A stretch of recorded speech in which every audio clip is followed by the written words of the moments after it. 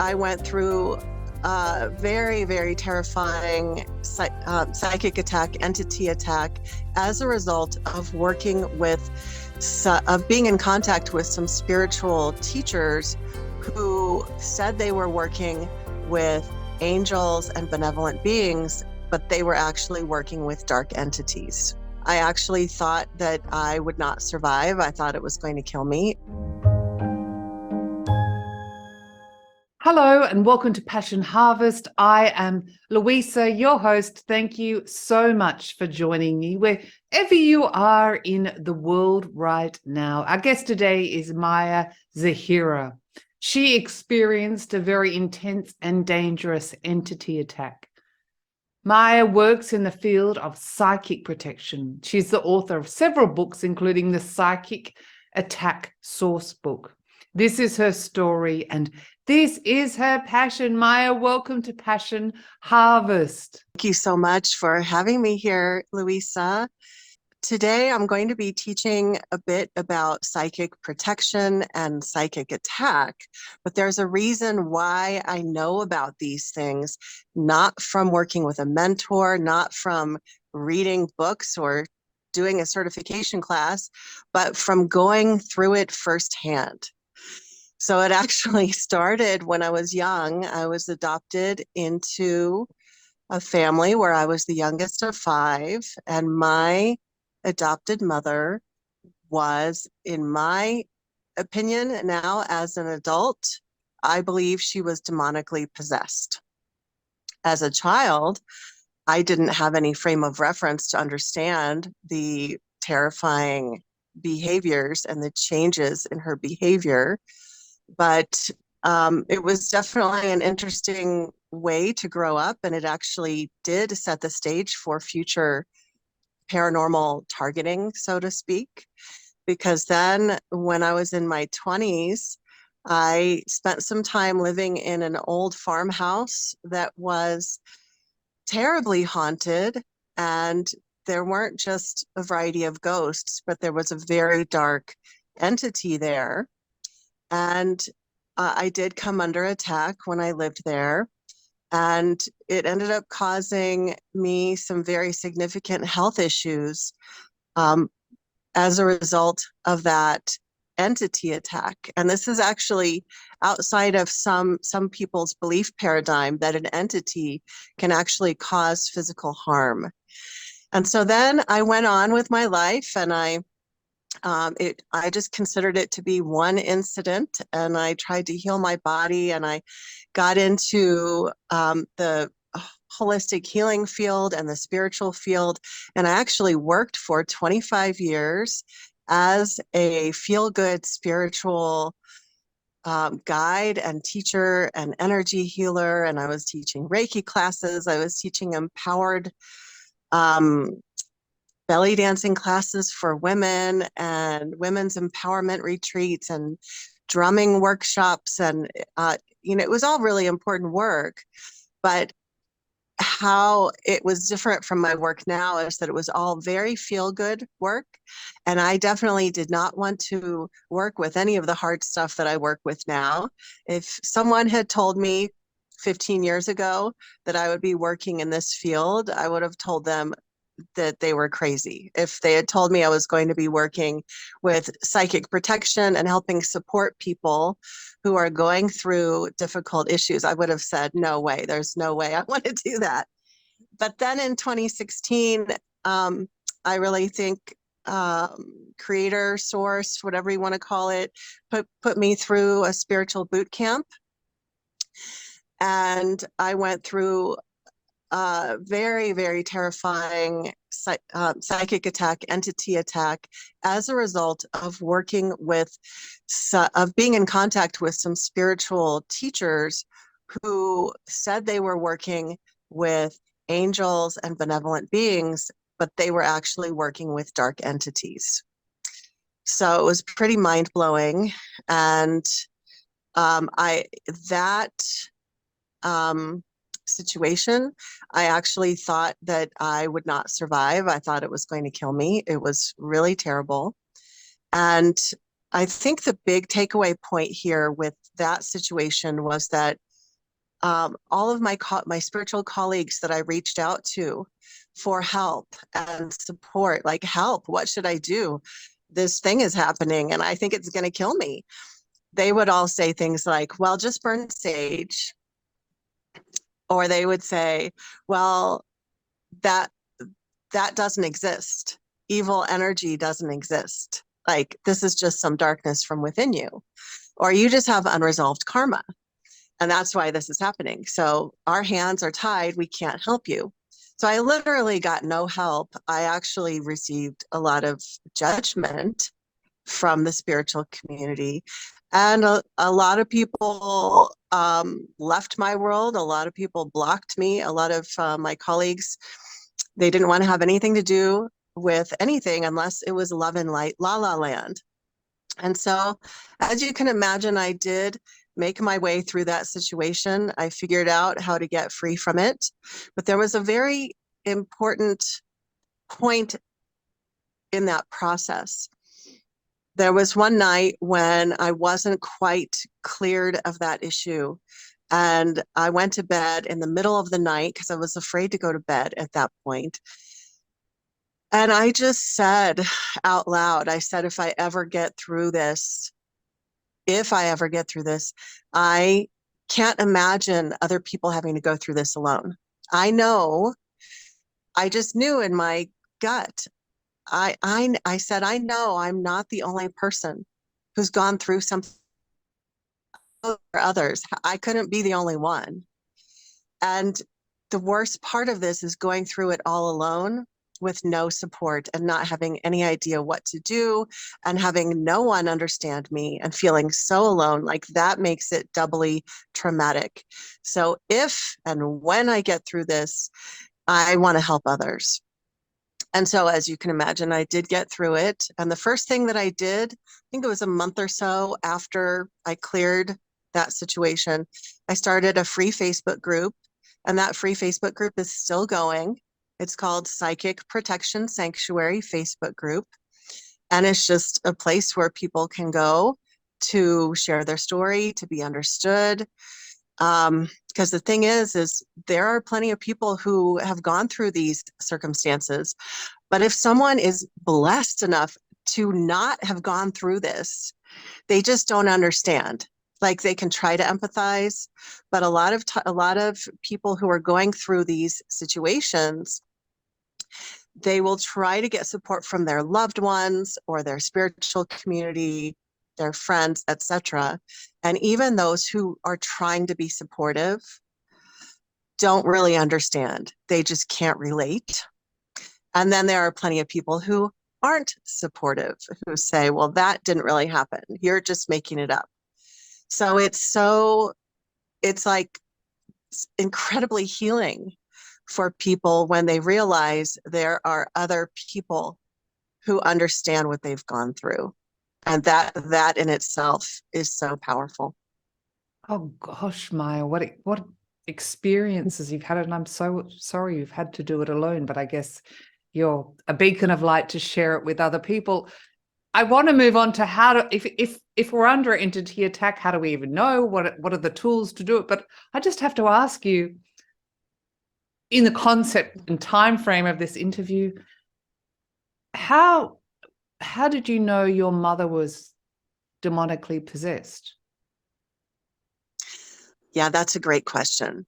All right. So this might sound weird, but when you've grown up in a certain environment that's really toxic or terrifying, but you just don't have a frame of reference that that's not normal. Like, you just think that's normal. You're a 4-year-old kid, an 8-year-old kid, and these things are happening, and you just don't, it's just normal. And it's kind of weird that it wasn't until really in the last 10 years, as I was reviewing memories from my childhood, it was this weird moment when the light bulb went off, and I went, oh my God, I think she was possessed. Now, of course, I can never prove that, but it is something that I believe. And here are some indications. Okay. Now, when I was in my early 20s, I was told that it was mental illness, and it's quite possible that that's what it could be. But knowing all of the things that happened to me moving forward and the level of negative spiritual targeting that I experienced, keeping that in context, that's what gave me the clarity. So I looked back at my childhood, I looked back at my teenage years, and I had very specific memories of sitting across the kitchen table from my mom, just having a normal mom conversation with her, telling her about my school day. And she's asking me, what did you do at recess? How are your friends? Whatever. And then mid sentence, she would stop. She would stop mid sentence. The first thing that would happen is her eyes would change, and I would be sitting just a foot or two from her, so I could see her eyes very clearly. Her pupils would, in a split second, would go down to the tiniest imaginable pinpoints. And then she would start speaking, and her voice would be a different voice. It was a male voice, very gruff, and um, like she would talk about how she wanted to murder people and kill herself, and that she hated everyone. Um, and when those moments happened, there was never anyone else there. It was just me and her.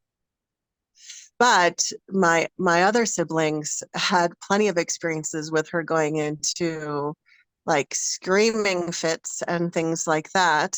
She would just go crazy.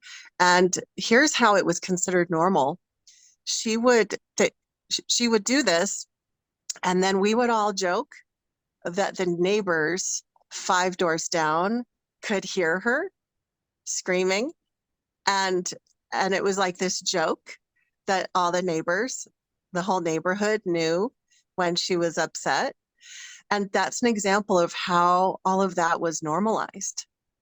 Now, I don't know if any of my other siblings had private individual experiences like I did, where it seemed like something took her over.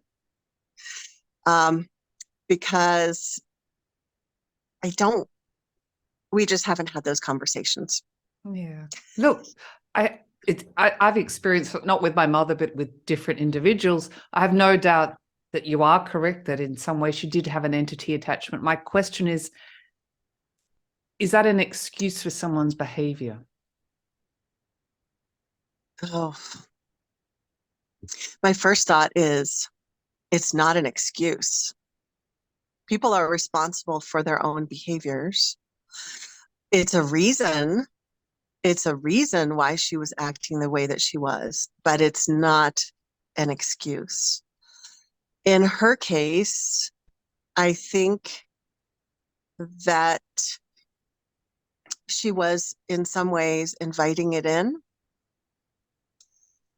Um, I'm not saying that everyone who has an entity attachment invites it in, because there are plenty of people that are simply victims of that.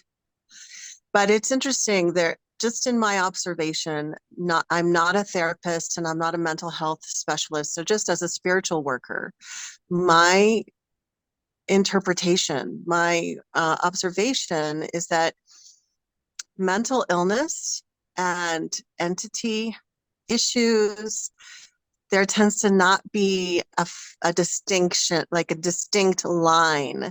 And what I mean by that is that sometimes there's a mental illness there, and then an entity, or specifically a demon, might come along and utilize that mental illness to their benefit and just like feed upon that and magnify it and make it an even bigger issue. And so it kind of works together.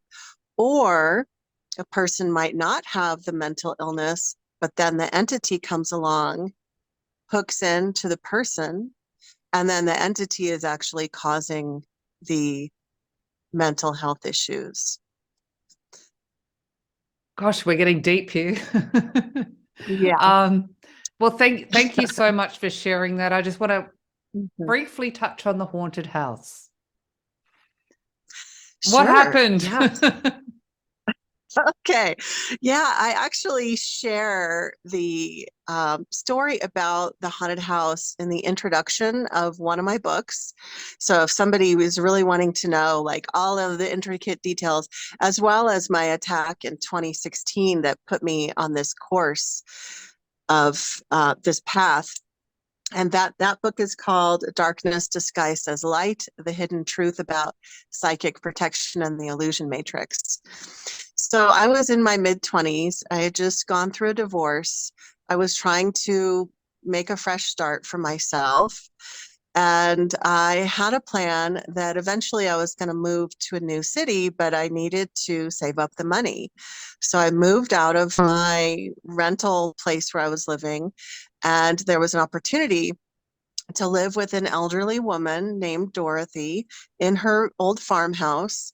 And it would be rent free. And I was just supposed to be there and help support her at night when her day nurse wasn't there.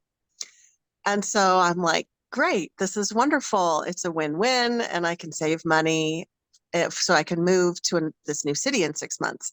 So I went ahead and moved my stuff into my personal bedroom there. And the first night that I went to bed, I laid my head on my pillow, and the moment that I closed my eyes, this the moment that I closed my eyes, all of a sudden I heard what sounded like thousands of whispers, thousands of really loud whispers. And I immediately thought, oh my gosh, this place is haunted. Like, why? It wasn't in my mind. We can have thoughts in our mind, like kind of an auditory thing going on in our mind. No, it was external. It was so loud, but I couldn't hear what any of them were saying. It was just whispers turned up on high volume, and there were lots of them. And so then I thought, oh man, why didn't I check for that? No, I wasn't. This was a long time ago. I didn't have all of the knowledge base that I do now, but I was still kicking myself. And things actually did get worse. I started to see some different ghosts actually in my room. And these were pretty benign spirits. They didn't feel evil. But then a couple of weeks in, there was one spirit that was extremely evil, and I woke up in the middle of the night when it was on top of me. So it was a very serious attack. And um, then uh, uh, the next day, when I got up, I was like, I'd like to pretend that that didn't happen. I was like, I don't really want to think about that. Maybe that didn't really happen, even though I knew that it did. And then a couple of days later, I was in the bedroom and I heard a man's voice. It sounded like he was standing like this far away from my ear. I heard a man's voice and he said my name, and it was really drawn out. It was so spooky. It was like,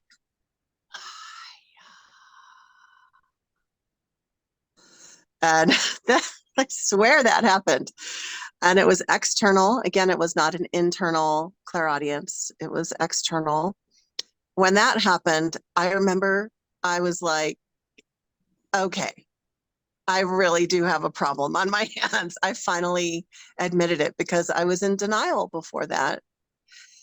And so I was able to use some tools even back then before I knew everything that I knew now. I was able to figure out some ways to, at that time, at least get it to move out of my space. And I was able to get it to move into the attic. And then I just could not wait to move. I did move 6 months later. but the health issues continued for several more years, and it took me a long time to recover from that. Gosh, gosh, Yeah. I've got goosebumps and I feel sick at the same time. Um, so what is an entity attack?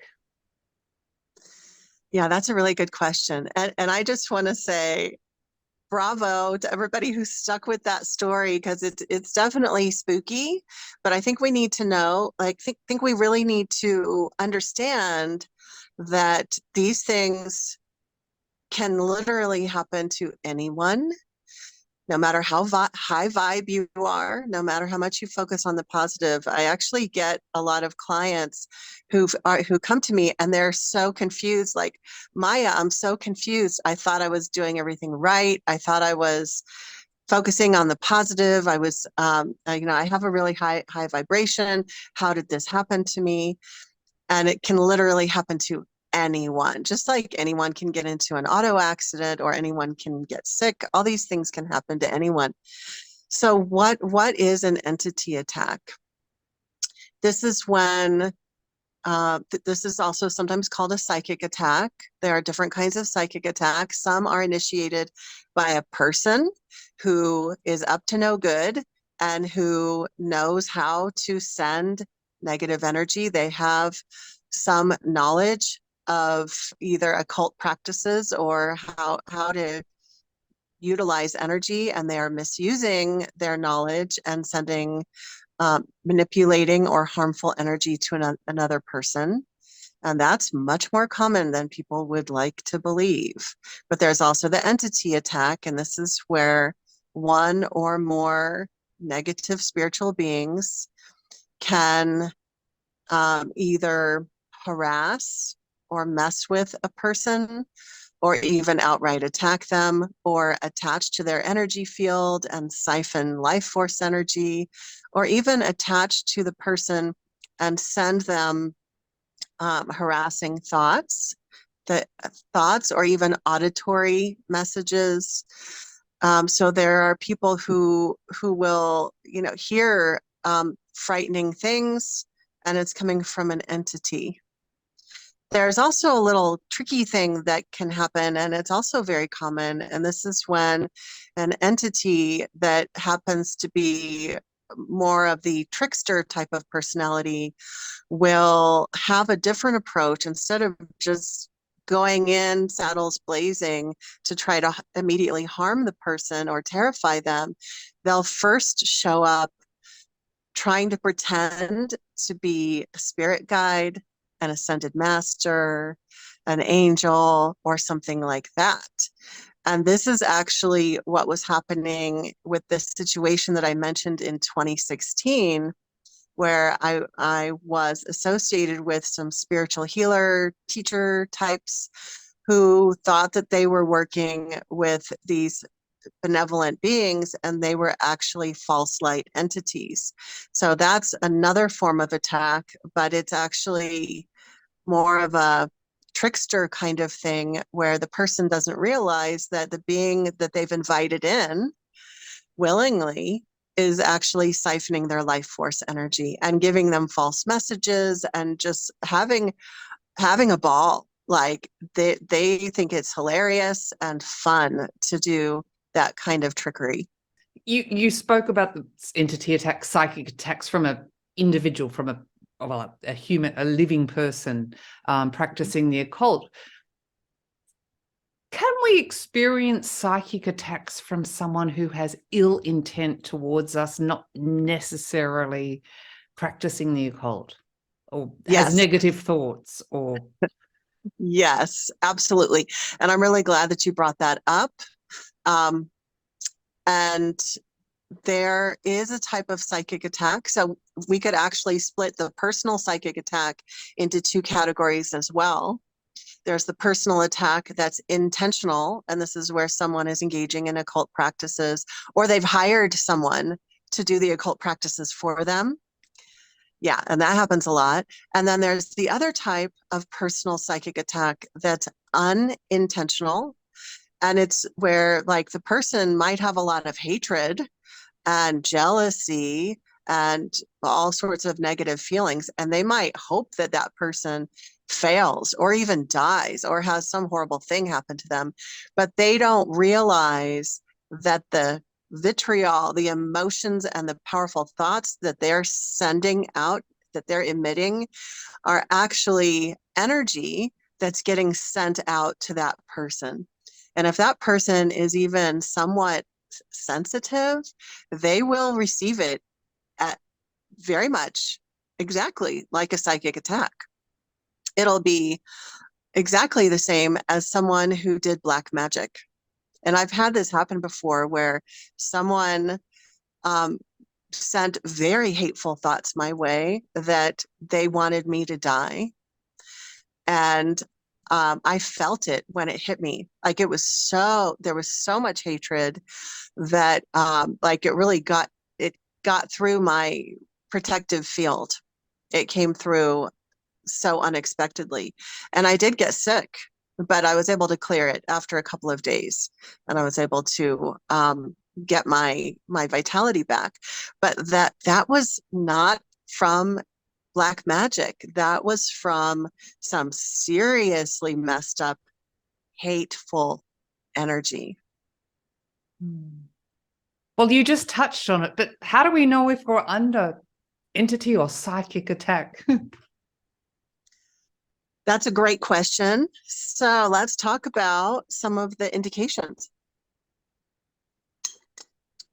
So everything that I'm going to name off, these indications of psychic attack, they can also be caused from mundane, normal causes. So we want to kind of just keep everything in perspective, and we want to not jump onto one extreme or the other. The first extreme is not ever admitting that there's a psychic attack when there really is one. And when we are just in total denial, that actually gives the psychic attack the ability to really ramp up and become seriously dangerous. But then we can get into the other end of it where we just get so caught up into fear, and being in fear is not a good thing. And just assuming like every creak on the floor in our house is an entity, or that like every little negative feeling is like, oh my gosh, I'm under attack. And we don't want to be assuming that everything is. So we want to keep like a really grounded, balanced perspective. One of the common symptoms of a psychic attack is nightmares. And our dreaming mind can often pick up that there is something coming at our energy field before our conscious mind even can recognize it. So we definitely want to pay attention to our dreams. Now, can we have nightmares and not be under psychic attack? Absolutely, yes. Sometimes our mind is working through past traumas. Sometimes we're under a lot of stress. There are a lot of reasons for negative dreams. But just remember to pay attention to those dreams, because a lot of times they are telling us, they're giving us information about what's going on either in our life or in our energy field before our conscious mind has figured that out. And then another symptom is simply a feeling of dread. Like, oh my gosh, I just can't shake the feeling that there's something with me, or that there's just some negative energy and I can't put my finger on it. I don't know how to describe it, but I just have this bad feeling, this dreadful feeling. Another symptom is unusual amounts of bad luck. So we all have periods of bad luck now and then. We all have periods of good luck. So we don't want to assume that, if you lost your job or something else, you had an auto accident, that means you're under psychic attack. But it is something to consider. It's something to look at, that if everything is falling apart all at once, you definitely want to consider that there might be somebody sending some negative energy your way. Another area that a lot of people don't even think about is an uptick in life drama. It's like every person is coming into your life with all sorts of crazy behaviors, and they're saying and doing things constantly that are even triggering you. Now it's a normal human thing to get triggered. We all get triggered. But if it just seems like people are coming out of the woodwork to just mess with you, like what is going on? Sometimes that can be an indication that there's a psychic attack that's trying to ramp up. And what happens is that other people unknowingly get recruited into that energy. And I call that secondary psychic attack. It's where there are people who aren't the primary target who get nudged to mess with the person who is the primary target. And then, of course, we have these standard paranormal symptoms like lights flashing. I had lights flashing during my situation in 2016. Um, if there are like things flying across the room, you definitely like that's 100% sure that you have an issue. But even keeping a balanced approach, if lights are flashing in your house, do you have an issue with your electric wiring? Is that something you want to get checked out? Or is it an entity issue? So we want to stay balanced with that. Those are actually the most common symptoms that we want to consider. So I guess my next question, well, two questions. How do we clear it and how do we protect ourselves? Mhm. So there are two approaches to clearing.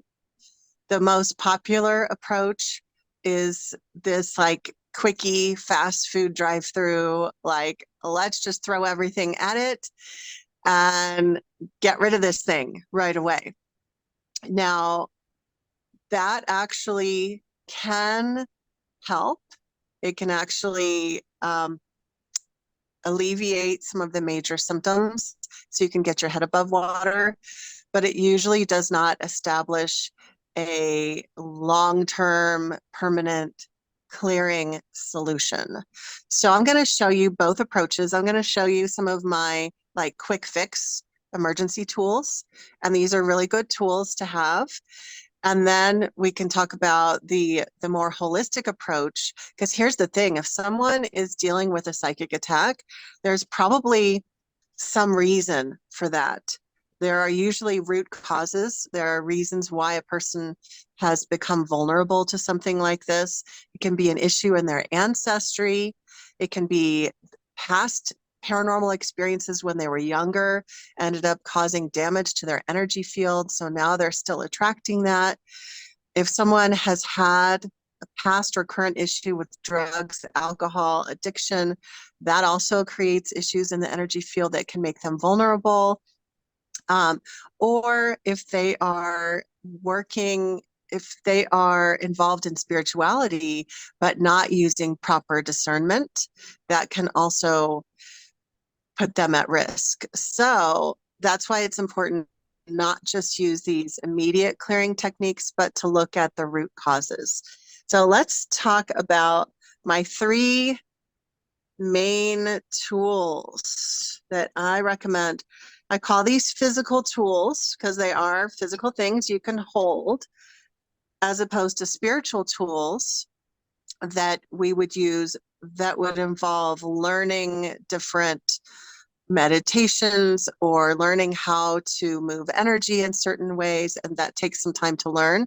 When someone is in the middle of a psychic attack, let's be real, they usually don't have very many brain cells available because they're super stressed out and overwhelmed, and that is only a very human response. So it's great to have these physical tools that we can use, and you don't have to have any special knowledge or ability. And the top tool is frankincense.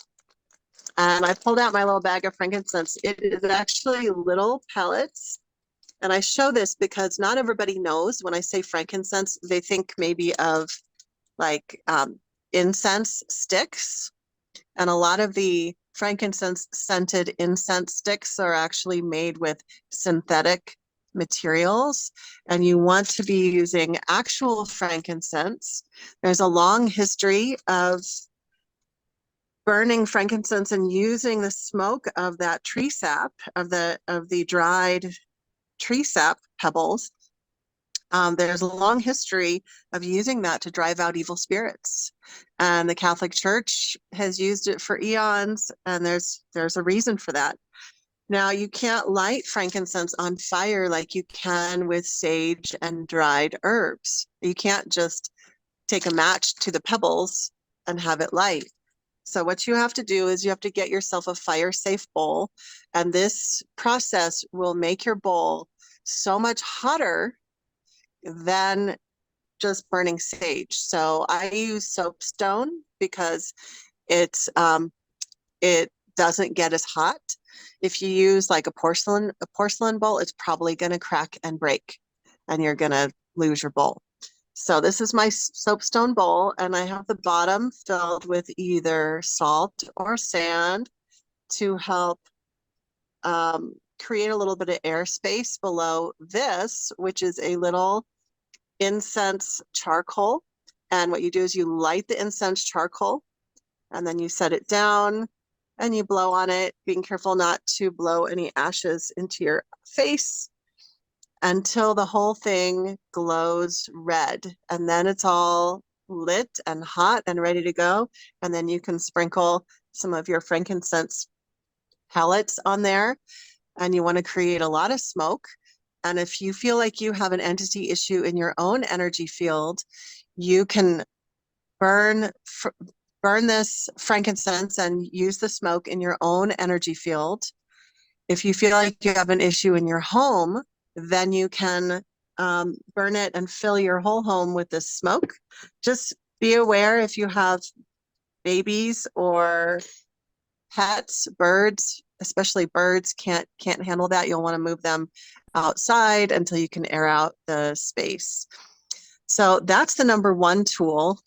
Of course, there are a variety of other things that you can burn, but we can't go over all of those in this particular video. It's too much information.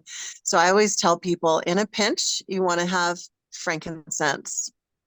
And then the second of the three tools is salt. And I pulled out my salt. This is just normal salt from the grocery store or the dollar store. It's in the cardboard cylinder. You can use fancy salt if you want to, like sea salt, Himalayan salt, etc. But you don't need to. You could just use this. The thing about salt is that it tends to disempower spiritual entities. So if you are getting attacked at night, for example, you can take this and pour salt under your pillow and sleep with the salt under your pillow. And it does make it more difficult for whatever was attacking you at night to get at you, because it's just harder for them to engage through salt. If you let's give another example. If you went to a location or an event or something where you come home and you feel like maybe you picked up something negative, and maybe you're not even sure if it was just like a slimy energy or it was an actual entity, you're not sure. If you can go and take a salt bath with any kind of salt, even Epsom salt, if you take a salt bath, you're most likely going to be able to pop that entity off of your energy field, because the salt water is going to cleanse your aura. So the soonest that you can take that cleansing bath, the more likely you'll be able to immediately clear it off, unless it is a really nasty, nasty thing, and then you might have to do a series of baths. So salt, you can also pour salt along the entranceway, the opening of your doorway to your front door, your back door. Just pour a line of salt there. And then if a guest comes over to your house that has a negative entity attached to them, it's very likely that that entity will be popped off of the person before, like as they enter the threshold. And then sometimes people like their entity attachments. I mean, consciously or unconsciously, they like it. So that hitchhiker might hop back on when they leave, but they're not, the spiritual hitchhiker isn't coming into your house. So those are a couple of tips with salt. And then the third tool is water. And I love that this is one of the tools because it's so inexpensive. You can literally just use any kind of purified water. I like to get these glass bottles, and you can take either water that you've blessed in your garden, that you've blessed with your with healing intent, or you can get holy water from a Catholic church if that's your direction that you'd like to go, and you just put the water in here. I like to put a pinch of salt in it, so you're getting the benefit of the salt and the water, and you literally spray it into your energy field. Now, this is what I would call a softer technique. So if someone has, let's say, a demon in their energy field, this is not going to be enough to clear it off. But the frankincense should give them a lot of relief. But this is more like if you're an empath or if you're a sensitive person and you don't want to be picking up on everybody's energy slime when you're on the bus or walking down the street, if you spray salt water into your energy field, it helps keep it squeaky clean, like literally squeaky clean throughout the day. And you can do also lots of fun things with your spray water. You can you know, play tuning forks to put certain kinds of sound frequencies into the water. You can put crystals in your water.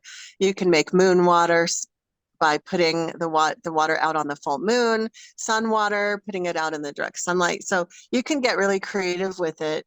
But the idea is you want to have purified water, a pinch of salt at least, and you can do other things with it too, and spray it into your aura. And it's just going to help you on a daily basis. It's more of like a daily maintenance tool. Gosh, Maya, thank you for sharing those tips. We often hear about putting a white light of protection around us. What are your thoughts on that? Okay, I'm so glad that you asked about that. So having an energy boundary, like visualizing or intending a light around your energy field, is not a bad thing. So you can definitely learn some techniques or practice some techniques for visualizing light around your aura. But people get confused about this. They think that if they're having some unwanted spiritual activity, that if they just visualize white light, that will fix the problem. And it doesn't. I'm just going to tell you right here. I'm going to tell everybody it does not fix it. Visualizing light in your aura is more of like a daily maintenance, building up your energy field is more of a daily maintenance technique as opposed to an emergency clearing technique. So absolutely, there are approaches that I teach my students about how to create grids of protection, energy filters around the boundaries of your aura. And that's very beneficial. And that's more of like a long-term approach that you'll want to learn and practice. You want to have a daily spiritual practice, but a daily routine is different than emergency care. Does that make sense? It does. So number 101 is frankincense. Yes, Okay. absolutely. Absolutely. But it's also good to learn those daily practices because then if you have your daily spiritual routine, the truth is that you will be less likely to experience a serious issue, a serious unwanted spiritual issue in the future. Or if something does happen, you'll be able to move it out much more easily and quickly. Because the thing is we have these physical tools like frankincense, but if we don't have any kind of daily spiritual protocol, then we're still leaving ourselves open to anything that might get sent our way or that we might accidentally run into. And so we want to have some different things that we do on a daily basis. And I call this my 5-part approach. The first of the 5 parts is grounding, centering, and anchoring. So the thing is, and I know this kind of sounds boring to a lot of people, like, oh yeah, grounding, grounding, I already know about grounding. But if someone is not grounded and they run into some unsavory energy, it's much more likely that that energy is going to glom onto them. But if the person is really grounded, centered, anchored, really stable in their own energy, then it's less likely that something is going to hook in. So it's absolutely vital that we not only ground and connect with our earth, but we also need to center. We need to learn how to not have scattered energy. Like our energy is all over the place, or we're constantly reaching up to the higher realms because we're so drawn to that. The higher realms are wonderful. But if we've exited our body and we're not even like here present in our physical body, it's a lot easier for other stuff to come in. It's like if you leave your house vacant and the door open, then like robbers can come. So that's why it's so important to be grounded to the earth, but also really present, very embodied, present within your body. And then the second part of the 5-part approach is that we need to learn how to have energy boundaries. So this could be the white light that you mentioned. I actually don't like to use the visualizing white light. I like to use, if I'm going to visualize a light, I like to visualize golden light, because white light sometimes attracts those false light, imposter, trickster entities that we talked about, and we don't want to be drawing that in. So I like golden light because that's very aligned with divine source. That's my preference. But whatever kind of energy boundaries, energy filters that you can establish so that you're holding your auric energy in, you're not leaking it all over the place like a lot of empaths accidentally do. And you're also not letting in every negative energy. So you have these boundaries. This is something that I teach my students. We have actually 5 layers to our grids of protection that I teach them. And then the third part of the 5-part approach is to every day spend time connecting with your spiritual allies. This can be your angels, your guides, your ancestors, earth elementals, earth spirits, whoever your allies are. Now, there are people who prefer not to work with spiritual allies. And if that's the case for someone, then you need to spend every day connecting with your own soul, connecting with divine essence. But the reason why this is so important is that if you do ever have a negative spiritual encounter, you want to have allies that are also spiritual, that are on your side, that you can call on. And if you've never developed a relationship with them, it's a lot harder to call on them and get the powerful level of support that you need. Like a lot of people will wait until they're under attack before they call on Archangel Michael, and then they think magically that's going to fix it. But it's equivalent to if you met someone once at a party and you talked with them for 5 minutes or 2 minutes, and then a week later your car breaks down at 3 a.m. and you're stranded 2 hours from the nearest city, and you call up that person and you say, hey, I need help, I'm in the middle of nowhere, can you come and pick me up? And the person is like, what? I don't even know you. And so this is why we need to have an established support system that is spiritual in nature, so that we have allies in the spiritual realm. And then the fourth part of the 5-part approach is the spiritual cleansing part. And that can be with the water, salt, salt baths, frankincense. There's a huge list of different kinds of cleansings that you could do either with physical tools or with guided meditations, with different spiritual practices that you can do to cleanse and balance your energies, even balancing your chakras. The more balanced that your energies are, and the more you're doing that spiritual cleansing, the better shape that you're in, so that any negative energies that you encounter are not going to have as much effect on you. And then the final part of the 5-part approach is addressing root causes. And we have to do this part because otherwise you'll solve the immediate issue, but then 2 months or 2 years or 10 years down the road, a similar but different issue comes into your life and you're still having that issue. So root causes could be some type of ancestral issue or trauma that you've had in this lifetime that's been unresolved. Damage to your energy field that hasn't been resolved yet. So we want to look at figuring out what possible root causes there might be so that you can address those. And it can be even like childhood trauma.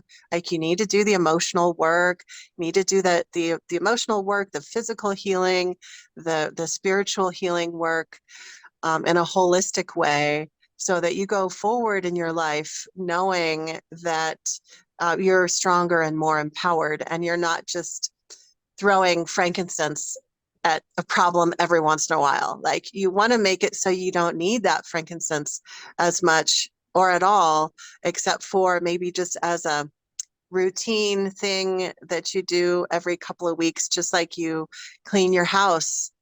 It's just a routine thing, but not because you are going through craziness all the time, right? Maya, that was incredible. Oh my gosh. Thank you so much for sharing it with me and Sure. the amazing Passion Harvest audience. Where's the best place for people to connect with you? Well, there are a few places. So the first place that people can connect is my website, and that is psychicprotectionsanctuary.com. And they can actually get a free gift if they sign up for the email newsletter. The free gift is a quiz that helps you determine if you're under psychic attack. And even if you don't think that you're under attack, just having access to that quiz and reading it over helps you understand a lot of the symptoms that we didn't even have time to talk about today. There's a huge list of potential symptoms for psychic attack. Wonderful, wonderful. And I will leave a link to your website in the show notes so people can click on that if they didn't get the details. Maya, thank you so much for being on Passion Harvest, and again for sharing your experiences and the tools and tips to how to protect ourselves. Thank you very much. Thank you for having me on your Oh, it's show. my And thank you pleasure. for being so open. Yeah, and thanks to everybody for being so open and really looking at things that are really important to learn about. You're welcome. Thank you. Bye.